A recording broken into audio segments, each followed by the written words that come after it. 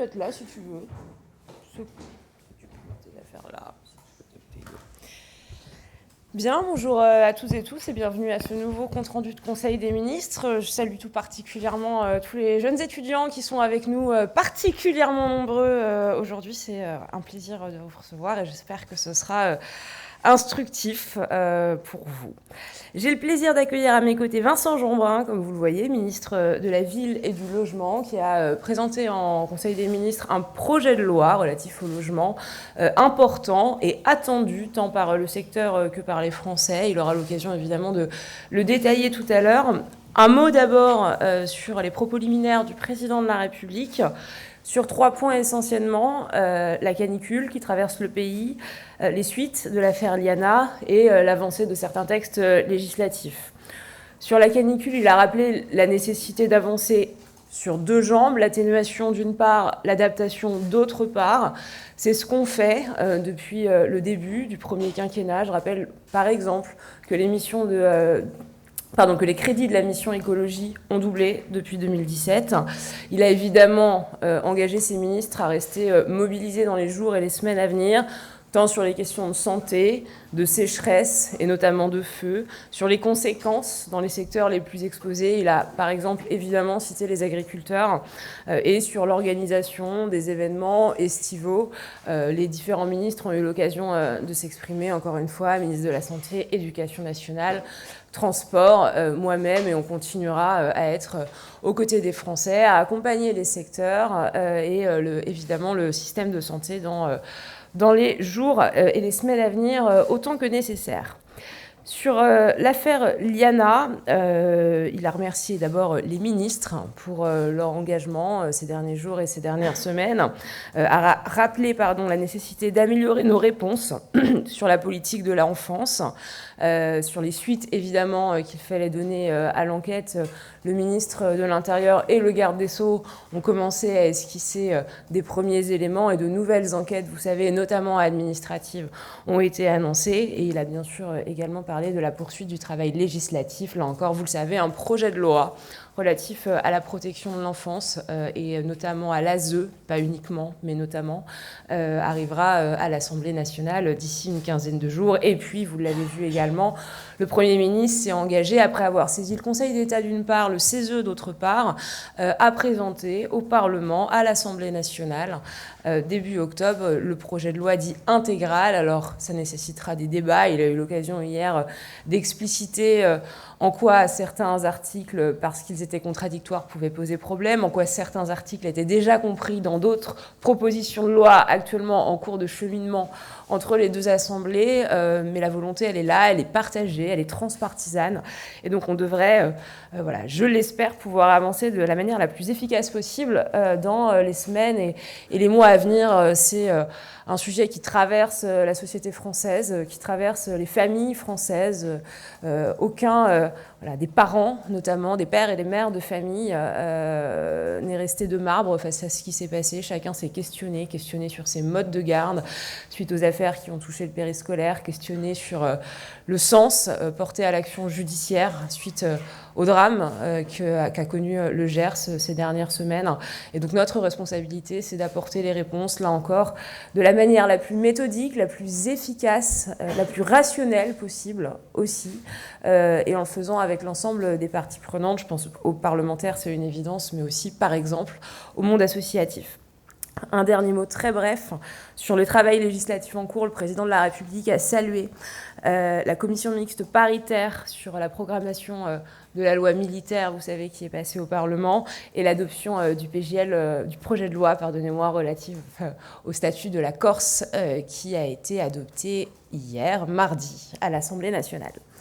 Un mot enfin sur le déroulé, comme vous le savez, plus formel du Conseil des ministres, avec un texte qui porte sur la mise en œuvre dans l'Union européenne d'un instrument de lutte contre le réchauffement climatique, un instrument qui porte le doux acronyme d'MACF, que vous connaissez pour partie probablement, le mécanisme d'ajustement carbone aux frontières. De quoi s'agit-il? C'est de la tarification des marchandises à forte teneur en carbone qui entrent sur le territoire de l'Union européenne. Sont notamment concernés l'acier, l'aluminium, le ciment ou les engrais azotés. L'objectif, c'est d'aligner le coût du carbone de ces marchandises sur celui des industriels européens, de manière à lutter contre la concurrence déloyale. Et enfin, le projet de loi présenté ce matin par Jean-Noël Barrot permet donc de ratifier l'accord européen qui prévoit la mise en place d'une plateforme commune de vente de certificats, MACF toujours, afin que le marché puisse fonctionner. Et nous en venons donc désormais à ce qui fut le principal point de l'ordre du jour, à savoir le projet de loi relatif au logement, présenté par mon collègue Vincent Jeanbrun, à qui je vais immédiatement céder la parole. Chers collègues. Merci beaucoup, Maud. Bonjour à toutes et à tous. Ravi d'être devant vous ce matin, puisque c'est l'occasion pour moi de vous parler de ce texte Relance Logement que j'ai eu l'honneur de présenter au Conseil des ministres tout à l'heure. Je vais me permettre d'en détailler quelques points.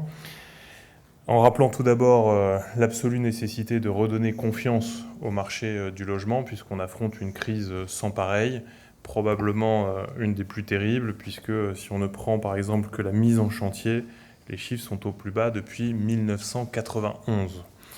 Ce qui, derrière des chiffres, derrière la production, la construction ou la rénovation de logements, vient cacher une réalité beaucoup plus grave, celle d'une crise sociale. Les Français ont du mal à se loger. Quand ils arrivent à se loger, ils sont parfois mal logés ou trop loin de leur travail, trop loin de leur centre d'intérêt. Bref, au fond, quand on parle de logement, en réalité, on parle de projet de vie.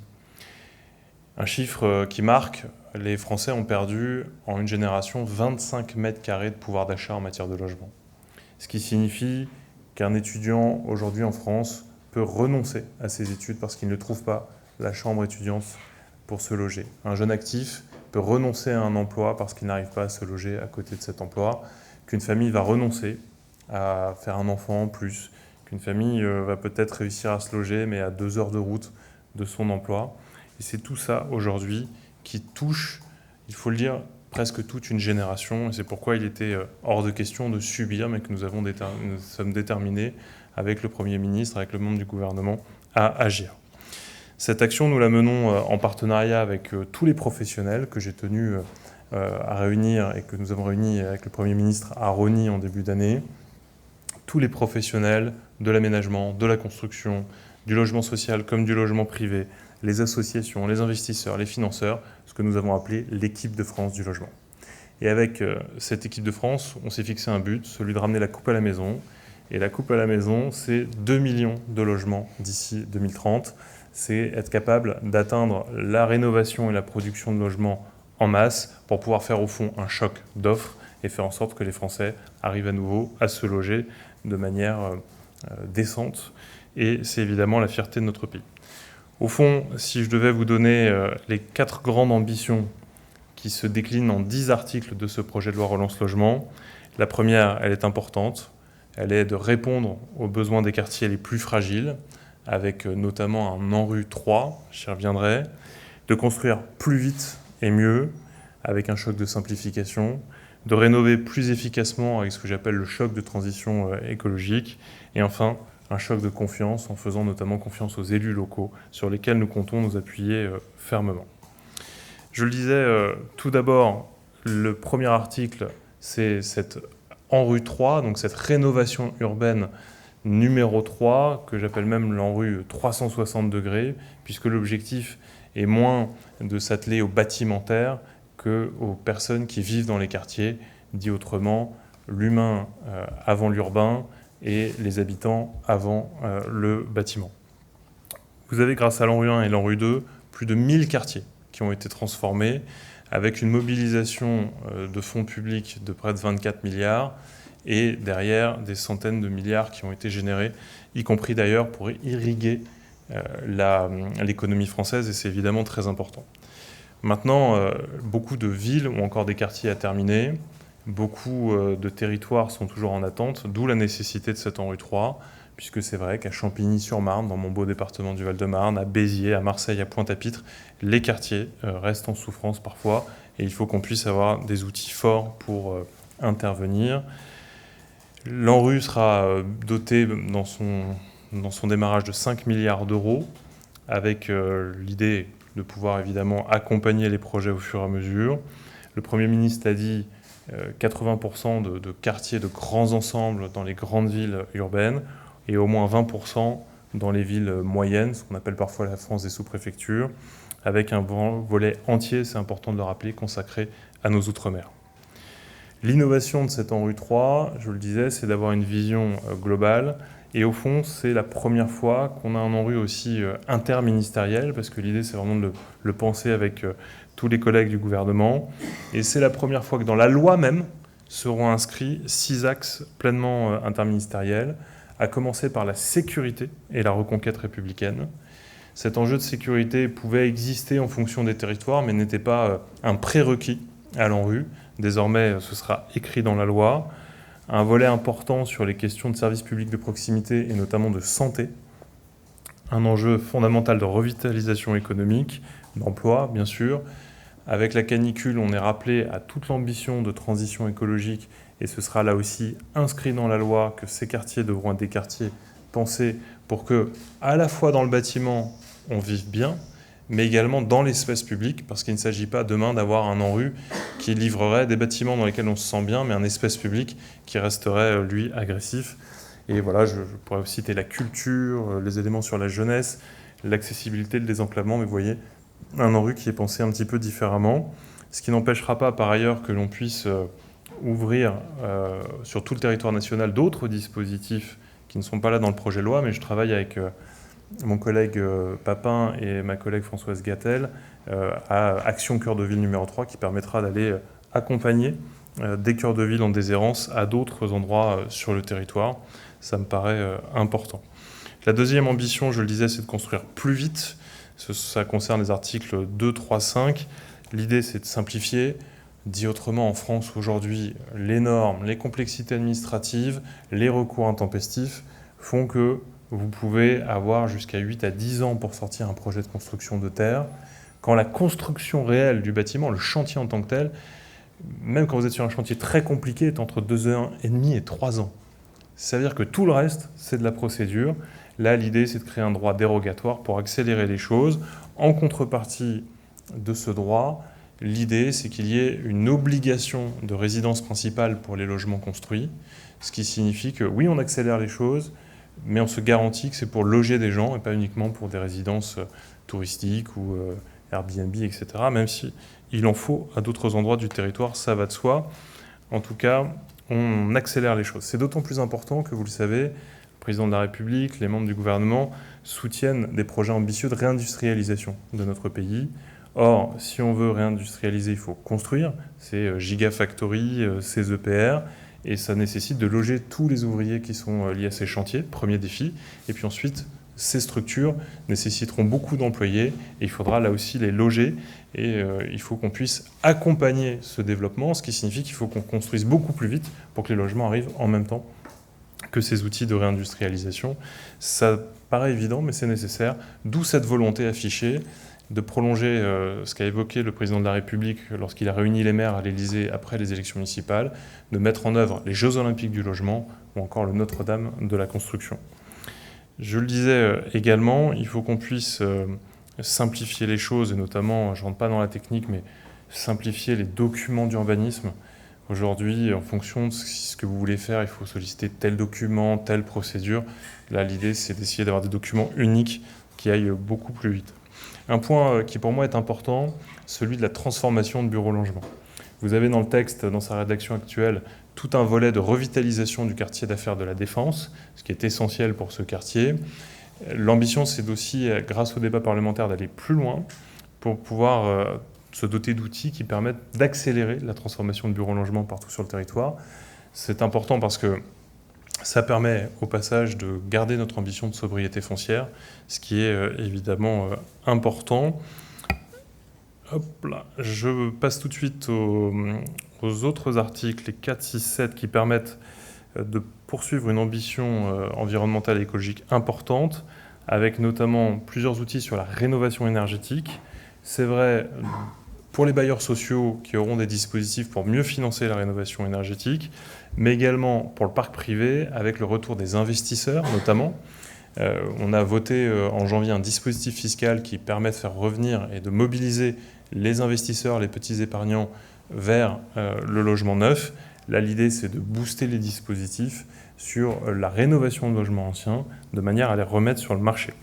C'est l'occasion aussi d'être pragmatique et d'avoir une ambition forte sur les logements qui sont déjà loués aujourd'hui, mais qui peuvent être frappés d'une lettre F ou G en matière de DPE. L'idée est de les remettre sur le marché avec l'obligation pour le propriétaire de faire les travaux, ce qui signifie au fond qu'on fait une proposition 3 fois gagnante. Gagnante pour le propriétaire qui conserve le bénéfice du loyer et donc une solvabilité accrue pour pouvoir, par exemple, prendre un crédit pour faire les travaux de rénovation. Gagnant évidemment pour le locataire parce que les conditions d'habitabilité s'améliorent et il est garanti de cela. Et puis gagnant pour l'économie française parce que ça permet de relancer là aussi des chantiers de transformation, de rénovation. Et notre tissu d'entreprise et particulièrement nos artisans en ont évidemment grandement besoin. J'arrive au bout de ma présentation, mais un point quand même très important sur la question de la décentralisation et de la confiance faite aux élus locaux, avec des maires qui seront remis au cœur de la machine dans leur capacité notamment à garantir à la fois la mixité sociale et puis à faire en sorte que les habitants de sa commune se logent plus facilement. Ça passe par des éléments qui permettront d'avoir plus d'influence sur les commissions d'attribution de logements et également d'avoir un droit de veto qui permettra de s'opposer à l'attribution d'un logement social pour une personne qui serait condamnée par la loi et par la justice. Et puis, un autre point important, le statut d'autorité organisatrice de l'habitat qui sera confié de plein droit aux intercommunalités et aux métropoles, avec pour les communautés de communes et les départements la possibilité, sur la base du volontariat, de bénéficier de ce statut, un statut qui permettra d'avoir des outils comme l'aide à la pierre, qui permet de produire du logement social, ou encore les outils de rénovation comme MaPrimeRénov'. C'est tout cela qu'on met sur la table pour que, tous ensemble, on arrive à redonner de la confiance au monde du logement et faire en sorte surtout que demain, nos concitoyens puissent se loger de manière digne. C'est en République un enjeu fort et je crois qu'avec ce projet de loi, nous allons pouvoir commencer à y répondre de manière significative. Merci de votre attention et je suis à votre disposition s'il y a des questions.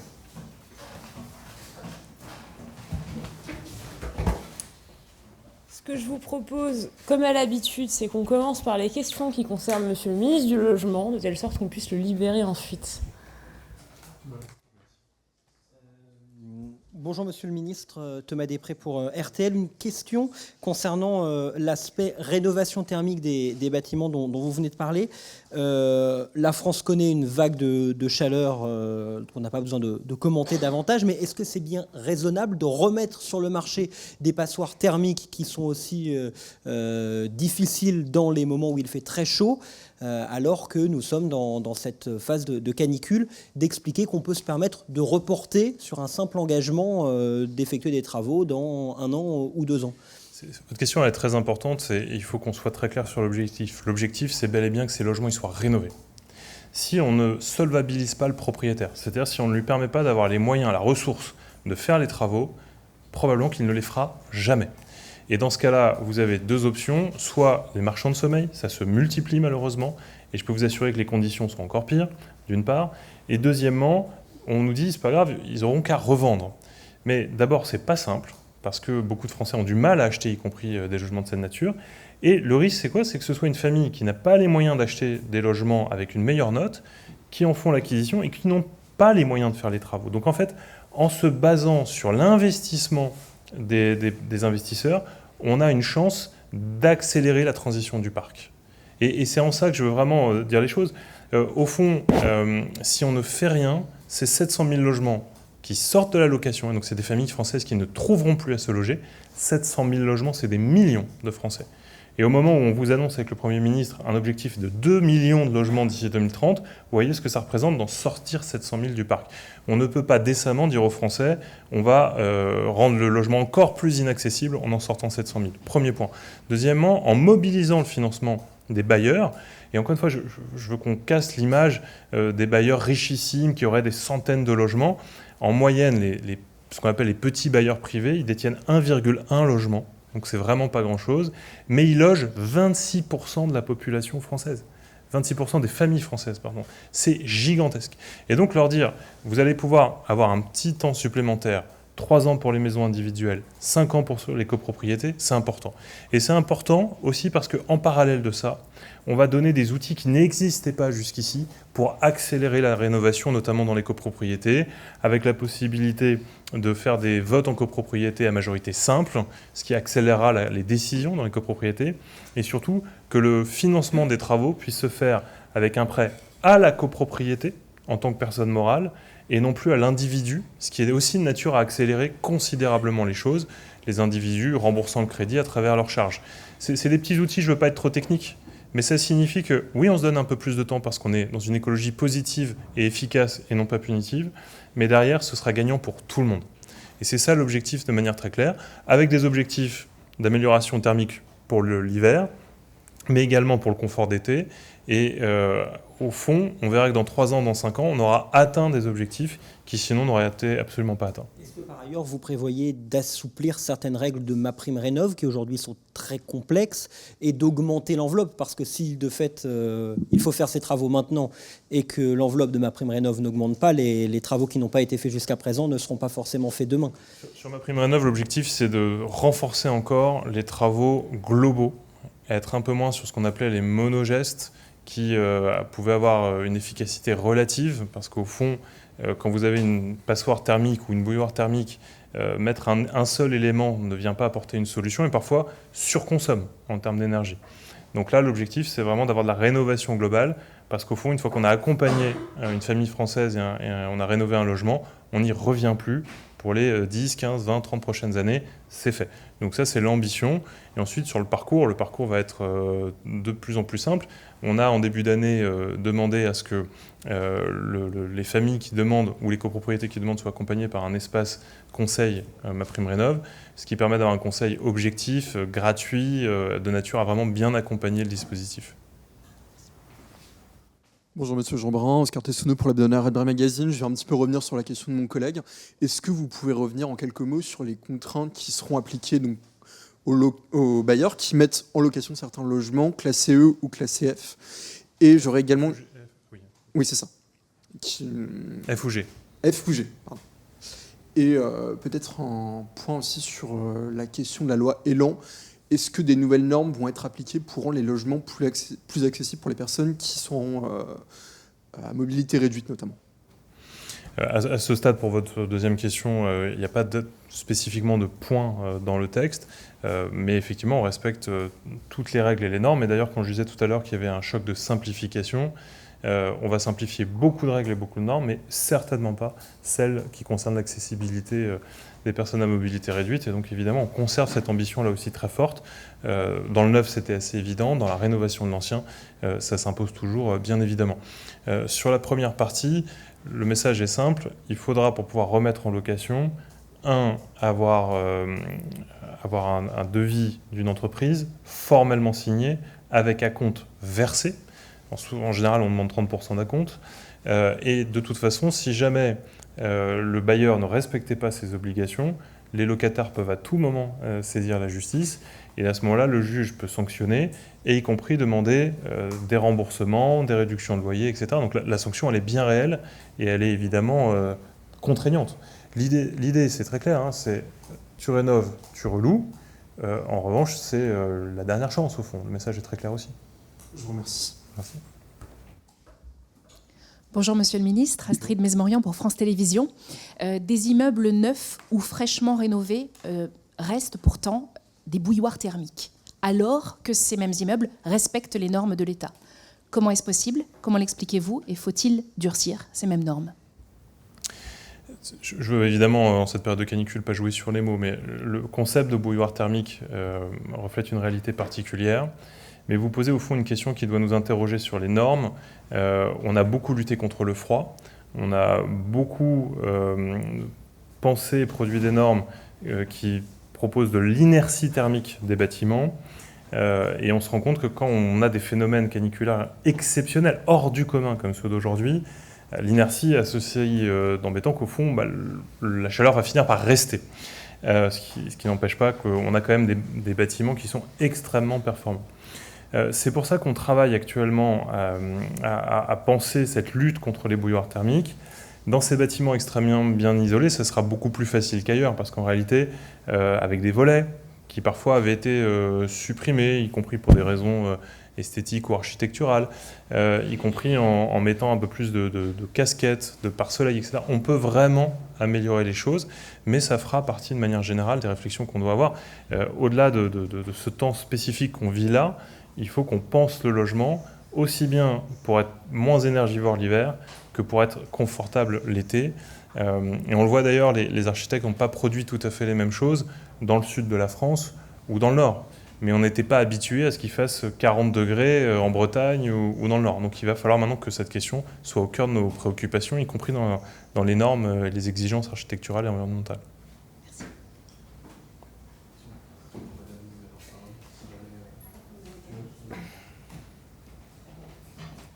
Je voulais revenir sur un autre point de votre texte qui concerne l'attribution des logements sociaux. Vous souhaitez donner beaucoup plus de pouvoir aux maires, avec notamment un droit de veto, mais est-ce que vous ne craignez pas certaines dérives, justement, dans certaines communes ? Le texte est passé au Conseil d'État, qui a donc bien vérifié que l'écriture était la plus solide possible, et c'est dit de manière très simple, c'est-à-dire que le droit de veto ne peut s'appliquer qu'à des personnes qui ont été condamnées par la justice, et donc il est hors de question qu'un maire puisse avoir un droit de veto à la tête du client. Puisqu'au fond, quand on parle de dérive, c'est ça, c'est craindre que certains maires commencent à faire, par exemple, de la préférence nationale ou une épuration politique, par exemple. C'est évidemment à éviter, ça va de soi. En revanche, et j'ai pu le vivre en tant que maire, quand vous voyez quelqu'un qui a été condamné parce qu'il a agressé des gens dans son immeuble, que les victimes sont toujours là et qu'il est relogé sur le trottoir d'en face, il y a une énorme frustration, évidemment, de l'élu de ne pas pouvoir s'y opposer, mais surtout, il y a une incompréhension générale de la population. Et cette incompréhension crée de la colère, crée de la frustration, et bien souvent, elle s'exprime justement, avec ensuite des positions très, très populistes. Donc, le redonner au premier magistrat de la ville, c'est quand même ça le statut d'un maire, la capacité dûment justifiée, encore une fois, on n'est pas sur un arbitrage entre deux portes, on est sur une capacité à dire, au regard des risques de troubles à l'ordre public et de la condamnation de tel individu, je ne souhaite pas qu'il soit relogé dans ce quartier si on est dans une très grande ville ou dans la ville si on est sur une commune plus petite. Il faut comprendre cette attente de nos concitoyens. Et au fond, pourquoi ces enjeux de redonner plus de pouvoir aux maires avec ce droit de veto, mais aussi avec le fait d'être plus présent dans les politiques de peuplement et pouvoir récupérer les attributions liées au contingent préfectoral. C'est parce que les maires se font, pardon de le dire comme ça, mais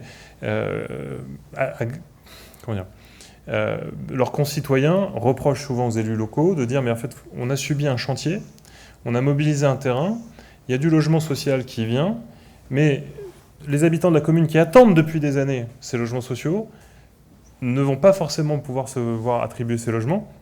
On va avoir des populations qui viennent de très très loin, qui risquent de se les voir attribuer, et parfois même des populations qui sont à la fois contentes d'avoir un logement, mais qui se sentent un peu déracinées de l'endroit où elles étaient juste avant. Et donc, pouvoir mieux gérer les équilibres socio-économiques, pouvoir mieux gérer la capacité à loger des personnes qui cherchent à décohabiter de chez elles, c'est-à-dire un jeune qui cherche à quitter le foyer parental, ou une personne âgée qui aimerait bien déménager parce que, même si elle est déjà dans le logement social, elle est peut-être dans un logement social sans ascenseur, etc. Et les élus locaux qui disent, en fait, on ne sait pas faire. Ben, au bout d'un moment, ça décourage les élus locaux à produire du logement social.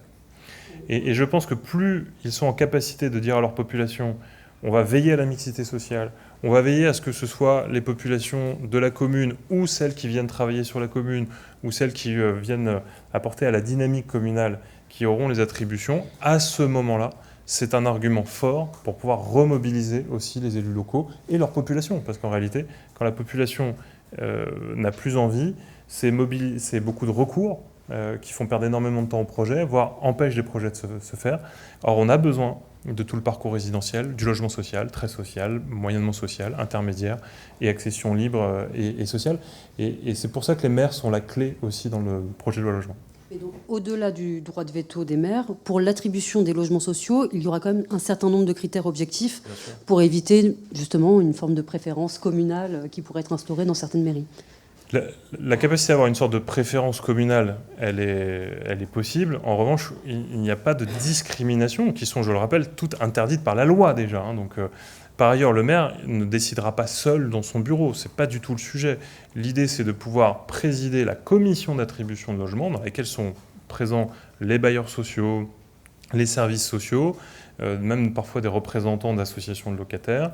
Et donc, en toute transparence, simplement de pouvoir critériser un petit peu plus les profils. Et encore une fois, on ne choisit pas individuellement telle ou telle personne, on vient créer des règles qui permettent à chacun. Là, l'idée, c'est que les maires puissent, sur la base du volontariat, j'insiste, récupérer aussi le quota préfectoral, ce qui signifie à la fois les places, mais aussi les contraintes qu'avaient jusqu'ici les préfets, avec notamment une liste de publics fragiles, et y compris le fameux DALO, droit opposable au logement. Et ça, c'est très clair dans la rédaction du texte. Merci. Oui, Étienne Glès pour Bâti Actu. Une question sur le premier article de votre texte de loi, c'est-à-dire le lancement du 3e programme de rénovation urbaine. Comment et quand seront sélectionnés les quartiers? Je crois qu'il y en a 150.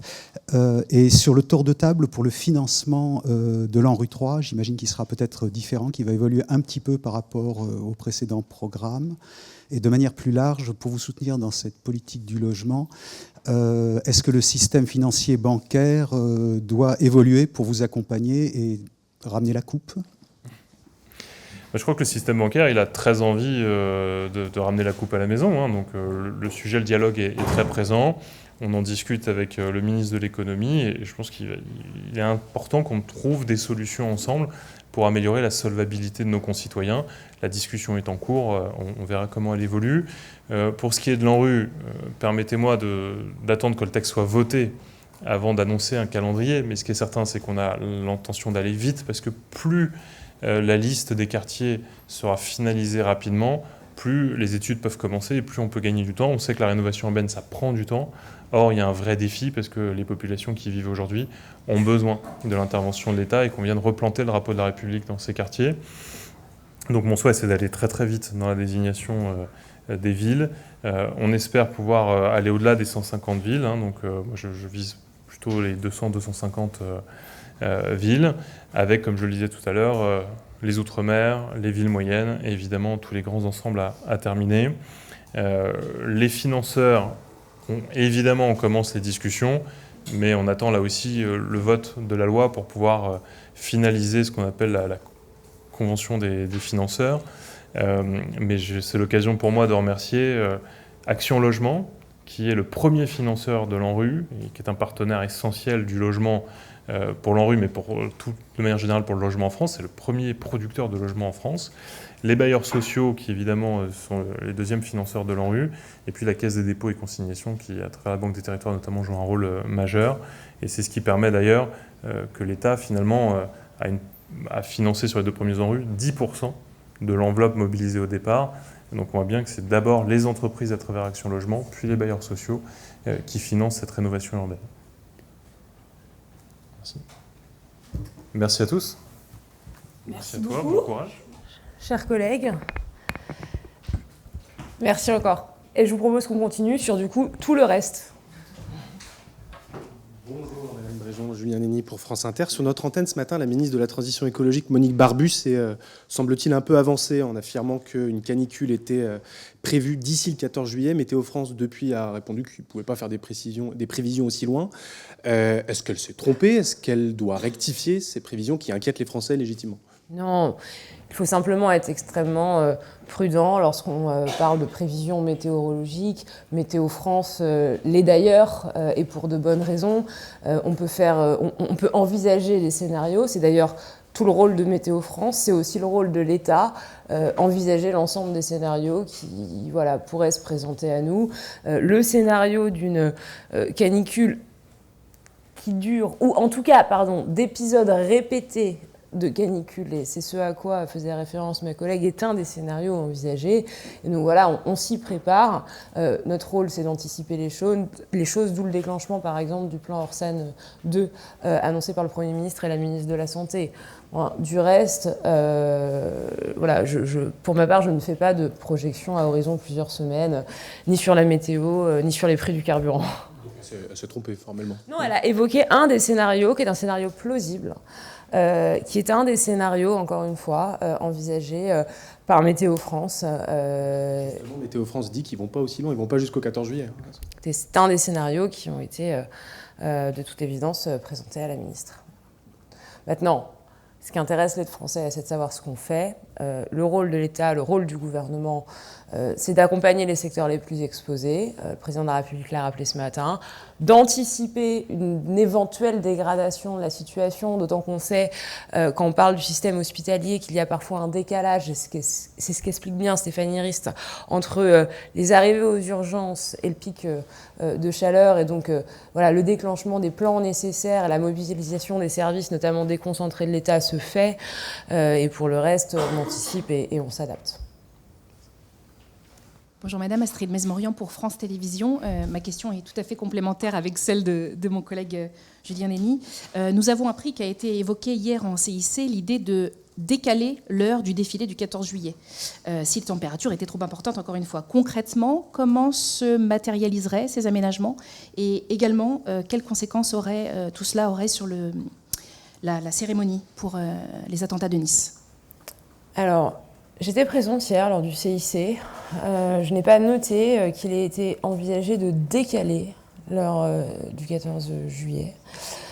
Confirmé par des membres du gouvernement. Bon, je pense qu'il y a un peu d'extrapolation, en tout cas sur la façon dont ça vous a été relaté. Nous anticipons l'organisation de tous les événements nationaux qui auront lieu dans les semaines à venir. Le 14 juillet est un grand événement national. Le Tour de France est par exemple un autre événement national important qui s'étale sur la durée par ailleurs.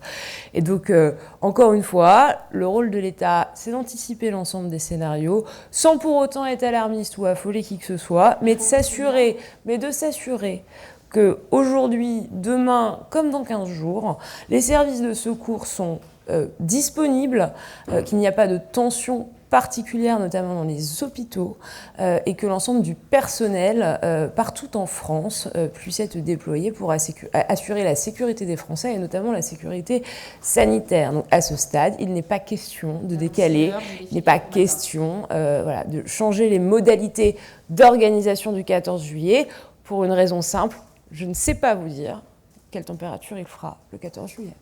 J'ai une seconde question et ce sera la dernière. Vous avez dit ce matin chez nos confrères de BFM TV que le gouvernement est favorable à la clim, je vous cite, dites-moi si je dis une bêtise, partout où c'est nécessaire. Tout à fait ce que j'ai dit ce matin. Parfait. Partout où c'est nécessaire, ça veut dire où concrètement? Et le cas échéant, combien ça coûte? Il faut faire preuve de pragmatisme.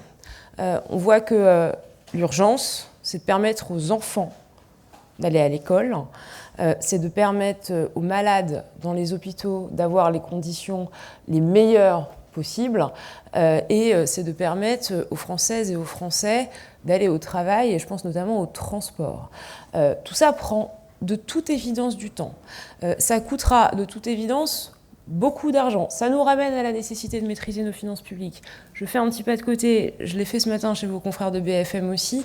Si on veut investir dans l'avenir pour la transition écologique, comme pour tout autre grand secteur essentiel à l'avenir de ce pays, il faut avoir des comptes publics en ordre, sans quoi on n'a pas les marges de manœuvre nécessaires pour investir.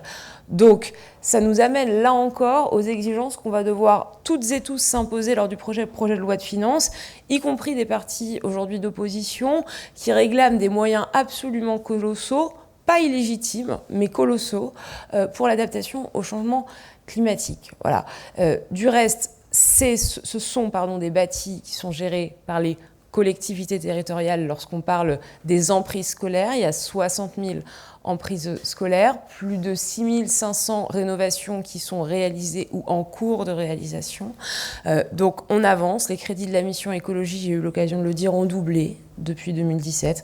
On y sera particulièrement attentif dans le projet de loi de finances, de même que les rénovations d'hôpitaux, depuis notamment le Ségur, se font en intégrant ces exigences d'adaptation au changement climatique. Voilà. Donc c'est un travail de long cours, ça nécessite de la volonté politique, ça nécessite aussi des moyens budgétaires, et pour ça, il y a une cohérence globale à avoir sur nos finances publiques. Je le dis parce que c'est facile de demander des plans à plusieurs dizaines de milliards d'euros. Tout cela n'est possible que si on a des comptes en ordre qui nous permettent de le faire. Voilà. Et les Français comprennent, à mon avis, assez bien ça, puisqu'ils gèrent, au fond, leur argent d'une manière assez similaire. Merci. Bonjour madame, Olivier Nogo, agence de presse Hors Média. Alors, je pense que vous avez dû voir une vidéo qui fait le buzz en ce moment, Marine au pouvoir, les Arabes à l'abattoir. Je voudrais savoir très concrètement quelle est la réaction du gouvernement face à cette vidéo, d'autant plus qu'une seconde circule. Et c'est comme ça que ça a commencé également en Angleterre, notamment en Irlande. Et on voit ce qui s'y passe actuellement, où une certaine catégorie de la population devient cible de l'ensemble et responsable de tous les maux du pays. Est-ce qu'on risque la même chose en France? Ça, c'était la première question. Je vais d'abord y répondre. Très C'est bien. c'est profondément choquant, pardonnez-moi, et évidemment absolument inadmissible. Tous les propos qui tombent sous le coup de l'appel à la haine, de la discrimination, du racisme, sont condamnables et condamnés en France. Voilà. Et donc, je ne peux que souhaiter, comme porte-parole du gouvernement, que les auteurs, que les responsables de la mise en ligne de cette vidéo puissent être identifiés et poursuivis. Ce n'est pas à moi, évidemment, de dire si ça pourrait être le cas et quand ça pourrait être le cas, mais c'est une évidence. Et je vous laisse... Action gouvernementale de sensibilisation auprès des populations. C'est une évidence, mais je crois que là encore, le gouvernement et le président de la République ont montré depuis 9 ans leur détermination totale face, encore une fois, à tous les types de discrimination et d'appel à la haine. Donc on a été, et c'est bien normal, voilà, sans aucune faille sur ce sujet. Deuxième question, il s'agit d'Air France. Vous savez qu'ils ferment définitivement leur agence au Mali au 30 juin. Ils n'ont pas donné de raison. On a demandé, ils ont dit qu'il faut voir du côté du gouvernement français. Quelles sont très exactement aujourd'hui les relations entre la France et les pays de l'AES en général, puisque là-bas, la France est accusée de tous les maux, y compris des tentatives de déstabilisation de l'État. Alors, je n'ai pas de commentaire particulier à faire sur la décision de Air France, qui est une entreprise privée. Je vous renvoie, le cas échéant, vers le ministère des Transports. Donc, je n'ai pas plus de commentaires à faire. Voilà. Et les rapports avec, par exemple, le Mali? On sait qu'il y a une grande population malienne en France Bien qui sûr, attend et on de y est savoir. extrêmement attentif. Et là encore, je vous renvoie vers mes collègues du Quai d'Orsay sur le sujet. Je vous remercie. Bonjour, Léopold Debert pour BFM TV. J'ai 2 questions. La première sur les suites de ce qu'on se disait à l'instant sur les conséquences de la canicule, notamment sur l'énergie et notamment la situation des centrales nucléaires. Il y a une centrale dans le sud-ouest notamment qui a été mise à l'arrêt. Qu'est-ce que vous pouvez nous dire sur les capacités aujourd'hui de nos centrales à tenir dans ces épisodes de grande chaleur? Et peut-être une deuxième question également sur ce qu'on a appris ce matin, c'est ce cas d'Ebola, un médecin de retour de République démocratique du Congo, identifié comme positif. Que sait-on et la France est-elle prête si d'autres cas étaient identifiés? Évidemment, on a tous en tête le spectre d'une épidémie, on n'en est évidemment pas là, mais qu'est-ce que vous pouvez nous dire sur ça? D'abord qu'on suit les conditions climatiques dans le cadre du fonctionnement des centrales nucléaires. Tout ça suit des réglementations validées, éprouvées, extrêmement précises, qui touchent bien sûr à la sûreté des installations et qui touchent aussi et surtout à la protection de l'environnement, puisque vous savez qu'une centrale nucléaire prélève de l'eau dans l'environnement, qu'elle rejette de l'eau dans un fleuve ou dans la mer, et il y a des critères au-delà d'un certain niveau de température pour ne pas perturber l'écosystème environnemental. Eh bien, vous ne pouvez plus rejeter cette eau, ce qui peut amener, par exemple, à des baisses de puissance ou à des mises à l'arrêt de réacteurs. C'est en fait le fonctionnement normal. On le fait autant que nécessaire. Nous n'arbitrons jamais entre la production d'un côté et la sûreté ou la protection de l'environnement d'autre part. Les règles établies sont scrupuleusement respectées. Il y a un réacteur qui a été mis à l'arrêt effectivement dans le sud-ouest sur la centrale de Golfech et un réacteur dont la puissance a été baissée. Il s'agit du réacteur de Nogent. Du reste, ces considérations, tant sur le parc historique que sur les futurs EPR2 d'adaptation au changement climatique, ont été et continuent d'être entièrement prises en compte. Le grand carénage, par exemple, qui vise à poursuivre la durée d'installation de nos centrales de 10 ans supplémentaires, intègre des travaux de maintenance, intègre des examens qui touchent à cette question d'adaptation au réchauffement climatique. Et donc voilà, c'est pour vous dire que c'est pleinement intégré dans les scénarios, et bien sûr, la France reste exportateur net d'électricité à l'heure où on se parle, ce qui signifie qu'il n'y a à date aucun risque de tension, équilibre offre-demande sur le réseau, puisque, encore une fois, nous exportons de l'électricité, donc nous produisons, dit autrement, davantage que nous avons besoin. Sur la question d'Ebola, je n'ai pas davantage de précisions et d'informations à vous donner suite au communiqué de presse qui, je crois, a été communiqué pendant le Conseil des ministres. Et donc les autorités sanitaires auront l'occasion de revenir vers vous, en tout cas de détailler plus amplement la situation. La ministre de la Santé suit évidemment la situation avec la plus grande vigilance. En tout état de cause, cette situation est sous contrôle. Bonjour, Bastien Auger pour TF1 et LCI. Pour revenir sur la canicule, il y a un préavis de grève déposé par certains syndicats de Stellantis pour dénoncer les conditions de travail sous la chaleur. Quelle est la réaction du gouvernement à ça?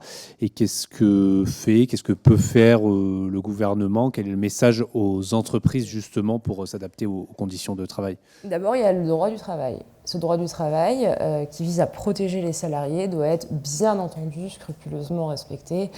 L'immense majorité des entreprises le respectent et il y a des contrôles qui permettent de déceler les minorités qui ne le feraient pas. Ensuite, notre message aux entreprises, il est très simple. Elles doivent bien entendu prendre en compte la situation difficile que vivent certains salariés.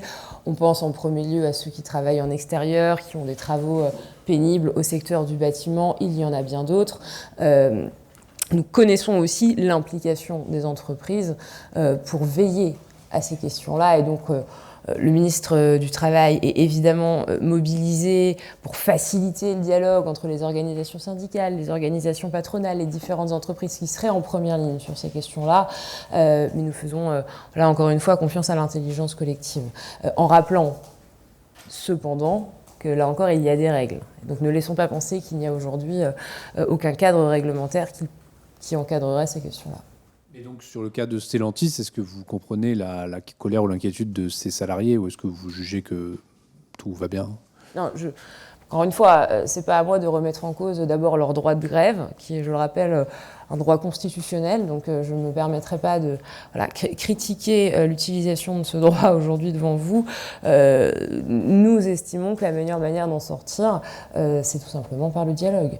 Et par ailleurs, ces épisodes extraordinaires, devenus ordinaires, qui vont se répéter d'année en année, appelleront probablement un dialogue accru au niveau, dans les différentes filières, dans les différentes branches, au sein des différentes entreprises françaises, pour avancer sur ces questions-là, puisque les situations auxquelles on pouvait être confronté il y a 10 ou 15 ans sont de toute évidence bien différentes que celles que nous connaissons aujourd'hui, qui seront bien plus dures pour un certain nombre de salariés.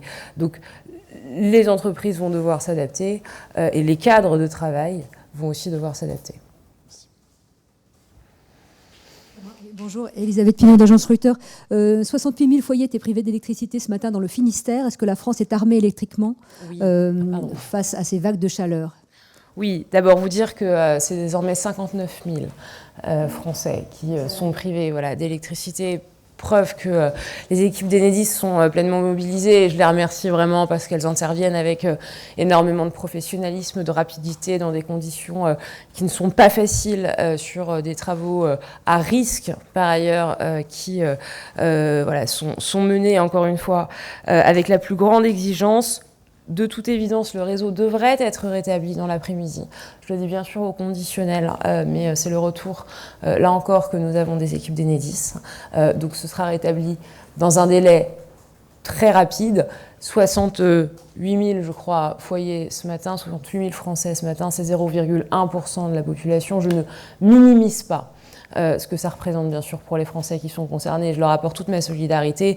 Pour autant, je le redis, on a un réseau qui est solide en France. On est un réseau dans lequel on a investi, on a un réseau dans lequel il y a de la redondance et donc on sait malgré tout alimenter des foyers quand bien même à certains endroits on aurait eu une difficulté ou une avarie liée notamment à des conditions météorologiques extrêmes. C'est le cas pour ce que l'on vit en ce moment, c'est souvent le cas pour les tempêtes ou les épisodes de froid particuliers, en tout cas ce qu'on peut traverser l'hiver. Ça nous amène à la question de l'investissement dans les réseaux à venir. Enedis, RTE estime à chacun 100 milliards d'euros. Donc 200 milliards d'euros, les investissements nécessaires dans les 20-25 ans à venir, tout ça est public. C'est lié notamment à l'adaptation au réchauffement climatique, puis au fait simplement que ces réseaux qui datent de l'après-guerre devront être renouvelés. Ils le sont déjà petit à petit. Il y a un travail scrupuleux qui est mené pour identifier les points de faiblesse, les endroits où ces rénovations doivent être opérées. On le fait petit à petit, voilà. Mais c'est là encore un des nombreux secteurs qui va devoir s'adapter au réchauffement climatique. J'ai une question tout à fait par ailleurs sur l'international. Le président va à Berlin cet après-midi pour une réunion sur l'Ukraine. Il y a eu le G7 la semaine dernière. Est-ce qu'il vous a fait un point sur ces dossiers ce matin au Conseil des ministres ? Non, néanmoins le ministre des Affaires étrangères, Jean-Noël Barrot, a bien sûr dit un mot sur le G7, ce que vous connaissez déjà très bien, le fait que ça a été un moment de reconvergence entre les différents dirigeants présents qui a abouti à des déclarations communes, notamment sur le soutien à l'Ukraine, sur la situation au Proche et Moyen-Orient et évidemment des discussions approfondies et de réelles avancées sur des sujets, là encore majeurs, la question des minerais critiques, de la lutte contre le cancer, de la protection des plus jeunes, notamment en ligne, vous le savez, mais pas davantage. Merci. Madame Bréjon, bonjour, Dounia Tengour pour CNews. Une question sur les suites de l'affaire Liana. Selon nos informations, il y aurait eu une boucle WhatsApp créée par des magistrats, une centaine de magistrats, qui contestent les conclusions du rapport d'inspection, avec notamment une procédure disciplinaire qui touche l'un des magistrats. Est-ce que le garde des Sceaux en a parlé ? Est-ce qu'il craint une fronde de la part de la magistrature ? Merci. Alors, je n'ai pas d'informations à vous communiquer sur une éventuelle boucle WhatsApp à laquelle je n'ai de toute évidence pas été ajoutée. Ce que je peux vous dire, c'est que, encore une fois, pour les magistrats comme pour l'ensemble des chaînes institutionnelles impliquées dans ce drame, personne ne pourra mettre la poussière sous le tapis. Et le garde des Sceaux, comme le ministre de l'Intérieur, ont à raison et à ce titre sollicité les enquêtes nécessaires et le travail doit évidemment continuer. Mais je crois qu'encore une fois, chacun doit faire face, et c'est aussi le cas des magistrats, à sa propre responsabilité lorsqu'elle existe. Bonjour Madame Bréjon. Dans quelques jours et quelques semaines plutôt, Claire Hédon, qui est la défenseuse des droits, quittera son poste. Des rumeurs sont sorties dans la presse sur son possible successeur qui pourrait être l'ancien ministre que vous avez connu, François-Noël Buffet. Au-delà de ses prises de position, c'est un ancien sénateur qui a eu des fonctions politiques. Or, la défenseuse des droits ou la défenseur des droits est caractérisée par une chose relativement simple, c'est son indépendance de toute forme et de tout pouvoir politique dans ses défenses de certaines parties de la population. Est-ce que le gouvernement échange ou travaille peut-être à la nomination d'un profil qui soit totalement indépendant des partis politiques? Non, je n'ai pas de commentaires à faire sur les rumeurs qui circulent sur d'éventuelles nominations à venir. Merci beaucoup. Thaïs Marca, donc je suis stagiaire à France Télévisions. Il y a près de 23 ans, Chirac il a déclaré que notre maison brûle et nous regardons ailleurs. Et aujourd'hui, on peut avoir l'impression que c'est toujours véridique, puisque on n'a pas forcément l'impression qu'il y a vraiment une anticipation des problèmes qu'on peut affronter, notamment par exemple la canicule. Donc qu'est-ce que vous pouvez nous dire là-dessus ? D'abord qu'il avait raison et qu'il était probablement assez visionnaire dans la classe politique de l'époque où les enjeux environnementaux et d'adaptation, de lutte contre le changement climatique étaient absents ou en tout cas bien moins présents qu'aujourd'hui. Ensuite, il y a deux échelles. Il y a ce qu'on fait sur le plan national et il y a ce qui doit être fait et qui n'est pas forcément fait sur le plan international. C'est pas un combat franco-français, la lutte contre le changement climatique, c'est un combat européen, surtout un combat mondial. Lorsqu'on voit l'impact que peuvent avoir des grandes puissances comme les États-Unis, la Chine, l'Inde, liste évidemment non exhaustive. Ça ne signifie pas qu'on doit se dédouaner de nos responsabilités. Et j'entends tout à fait les craintes et les critiques nous expliquant qu'on n'irait pas assez vite, mais pour autant, je sais que depuis l'arrivée du président de la République, les émissions de gaz à effet de serre ont diminué de 25%. Et ça, c'est parce qu'il y a eu des budgets, parce qu'il y a eu des actions concrètes, parce qu'il y a des lois qui ont été votées. Ensuite, il y a l'adaptation au changement climatique, parce que le changement climatique, c'est malheureusement un voyage sans retour. On ne revient pas en arrière sur les émissions de gaz à effet de serre, sur les degrés, l'augmentation, encore une fois, de la température moyenne et sur les impacts que ça a sur le climat.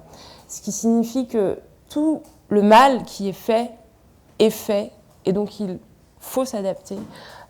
Ça n'implique pas d'abandonner le combat pour freiner ce changement climatique, mais une adaptation qui est nécessaire. Et ça, de toute évidence, on a mis un peu plus de temps, ou en tout cas c'est une réflexion qui est un peu plus récente, parce qu'il y a une prise de conscience d'abord de l'ensemble des responsables politiques, et puis je pense de l'ensemble des Français qui le vivent année après année, et de manière probablement bien plus dure. Et là encore, ça nécessite d'aller plus vite, ça nécessite des budgets, ça nécessite de la volonté politique, mais je le disais tout à l'heure, quand on prend le cas des écoles, c'est 60 000 emprises, 6 500 projets qui aujourd'hui sont en cours ou qui sont terminés, et des hôpitaux qui petit à petit, encore une fois, intègrent des normes plus importantes de logement. Il y avait mon collègue Vincent Jeanbrun tout à l'heure, les normes dans le logement ont considérablement changé, on ne fait plus le logement qu'on pouvait faire il y a 20, 30 ou 40 ans. Voilà. Et en même temps, force est de constater que le réchauffement climatique va plus vite que nous. Et donc, vous avez raison d'attendre de nous qu'on accélère. Parce que néanmoins, il y a 20 ans, il y avait déjà des périodes de canicule auxquelles on a pu faire face. Bon, j'étais pas là, mais, mais c'est vrai qu'on aurait pu attendre que, par exemple, les clims soient installés déjà dans les établissements et que ce soit anticipé, parce que 20 ans, c'est quand même un long temps pour faire face à ce genre de problèmes qui sont... Parce que pendant longtemps, le gros de l'énergie a été mis sur le combat contre le réchauffement climatique, le fait de freiner ce changement climatique. Et c'était légitime, parce que c'est une action qui est absolument nécessaire et elle reste absolument nécessaire si on ne veut pas encore davantage aggraver la situation. Ensuite, il y a quand même des technologies qui n'étaient pas exactement les mêmes que celles qu'elles sont aujourd'hui. Et c'est notamment le cas pour la climatisation. Et j'ajoute un discours politico-médiatique très anti-clim qui a été véhiculé pendant longtemps, qui est aussi rentré dans la tête des Français. Moi, j'ai souvenir quand j'étais petite, ma mère me disait qu'il fallait éteindre la clim dans la voiture parce que ça polluait. Alors, les choses sont un tout petit peu compliquées que ça. C'est vrai qu'on consomme davantage de carburant quand on met la climatisation. Mais vous voyez, il y a eu quand même une forme d'idéologie anti-climatisation qui a perduré pendant des années et sur laquelle je pense qu'on est désormais en bonne partie revenu. Mais effectivement, tardivement. Voilà. Et ensuite, quand vous climatisez, par exemple, je reprends l'exemple des écoles, mais votre école, si c'est une passoire thermique ou une bouilloire thermique, le premier enjeu, c'est pas de la climatiser. Le premier enjeu, c'est de la rénover, de faire de l'isolation thermique. Parce que climatiser une passoire thermique, chauffer une passoire thermique ou climatiser une bouilloire thermique, ça n'a pas de sens. Donc il faut prendre les choses dans le bon ordre. Et la climatisation, c'est une des réponses, mais c'est pas la réponse à tout. Si vous prenez, encore une fois, je reprends mon exemple d'école, il y a l'intérieur, il y a le bâti, et puis il y a les cours d'école. Quand on était petit, les cours d'école, c'était essentiellement, enfin en tout cas la mienne, un rectangle de béton. Aujourd'hui, il y a de vrais efforts efforts et de vraies évolutions dans les nouvelles cours d'école qui sont végétalisées avec voilà, des zones de fraîcheur, avec davantage d'endroits qui s'appellent des sortes d'oasis, ou en tout cas voilà, qui permettent de rendre la vie des enfants dans ces moments qui sont des moments importants de leur journée plus respirables. Et donc c'est un exemple voilà, qui va au-delà de la clim et auquel il faut répondre. Oui, donc dernier point, pour l'exemple de la voiture, où la clim, on se disait que quand on laisse la clim allumée dans la voiture, ça pollue. C'est vrai que souvent, on a fait croire que c'est les consommateurs qui posent un réel problème dans l'enjeu climatique. C'est vrai qu'on a une part, mais notre part, elle est bien inférieure à celle des grandes entreprises qui vont concevoir des choses qui vont polluer et qui vont absolument pas respecter le climat et l'avenir, et plus se soucier de leur économie et de leur business. C'est vrai. Il y a une responsabilité qui est celle de l'activité humaine. Parce que ce que produisent les entreprises en question, on est un certain nombre à en bénéficier, à le consommer de manière directe ou indirecte. Les entreprises, les industries qui consomment beaucoup d'énergie, elles servent bien à fabriquer quelque chose. Et ce quelque chose est au bout de la chaîne utilisé par les consommateurs. Je ne dis pas que c'est la faute des consommateurs, mais je dis qu'il y a probablement une chaîne voilà, sur laquelle il faut s'interroger. Et ce n'est pas les Français contre les entreprises, ou les entreprises contre les Français, ou contre les collectivités territoriales, ou contre l'État. C'est voilà, une réflexion un peu globale qui doit être menée. Et les entreprises ont un rôle évident, les gouvernements ont un rôle évident. Et puis moi, je crois quand même modestement que chacun à nos niveaux, on a aussi un rôle. Après, c'est sûr qu'il faut essayer de pousser les entreprises à vraiment se soucier de cette question. Et c'est ce qu'on fait, vous voyez, quand on met en place les programmes France 2030, et après, qu'on laissera la parole à d'autres personnes, ce serait bien de tourner, mais puis en plus, je devrais y aller. Quand vous investissez, quand vous mettez en place un programme France 2030 qui permet pour les industries qui consomment le plus et qui polluent le plus, de faire cette transition et de l'accompagner sur le plan budgétaire, quand, par exemple, suite au grand événement à Choose France qu'a organisé le président de la République à Fos, vous avez une aciérie qui investit dans un four électrique, ce qui permet vraiment un gain d'économie d'énergie sans arrêter l'activité, sans arrêter les emplois. Eh bien, vous investissez et les entreprises investissent. Donc, elles ont fait de gros efforts en réalité ces dernières années. C'est pas forcément suffisant, mais c'est faux de dire qu'elles n'en ont pas fait. Alors du coup, il n'y a plus de questions. Bon, je vous souhaite une bonne journée.